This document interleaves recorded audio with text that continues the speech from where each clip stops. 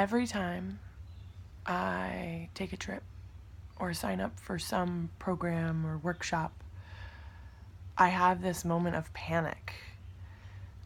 Usually when I'm on the plane, just about to take off, or right before said workshop or program, when I question my decision and I want to bail.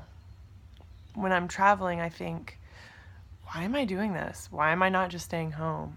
It's so much nicer to stay home. I love home. I love routine.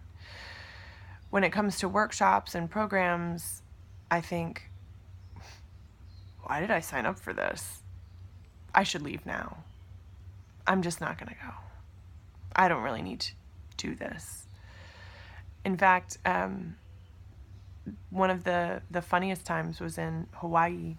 I was about to do my first teacher training with Baron Baptiste, a yoga teacher who's fairly well known. And, you know, I had already gotten to Hawaii, paid for the teacher training, and I spent a couple days before the teacher training learning to surf in Honolulu. And I loved it. It was so much fun. It was hard work in that just the sheer effort of getting your board out beyond the waves and then doing that for hours and hours every day. By the time I got to where I think we were on, we were definitely on a different island, but I forget which one. Oahu. We were on Oahu, which is very remote in places. And by the time we got there to this retreat facility where 100 of us would be taking our teacher training, my shoulders were completely decimated. Like, I couldn't lift my arm without wincing. And so you can imagine what it's like. Baron's approach to teacher training is to break you down so much physically that you have nowhere else to go but into the spirit, into the mental, into the psychic. So we were in the first day or two of that breakdown process of just constant yogification. And I was walking after our nighttime session with a really super hot Aussie surfer. And I'm like, so do you want to get out of here? We could just leave now and go surf for the rest of the week. And he was like, yes, let's do that.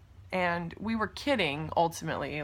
We did not make that decision, but both of us desperately wanted in that moment to quit. And sometimes we need to listen to the small inklings we get. And often, as is the case for me, I need to ignore that little voice that's saying, oh, just quit. Oh, just take the easy route. Oh, you don't really need to do this. It's going to be too much, trouble, upheaval, excavation of your internal scaffolding that has held you together thus far.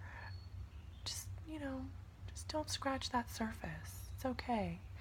And fuck that. I stay on the plane. I stay at the programs.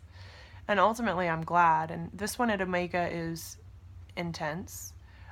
Actual blood, sweat, and tears. I actually wrote to someone yesterday that my sweat smells different because I'm working so hard at writing. And we're not even actual writing that much, but what it takes to be present to this process has been absolutely exhausting. And I'm so grateful that I ignored that little voice that said, you don't really need to be here.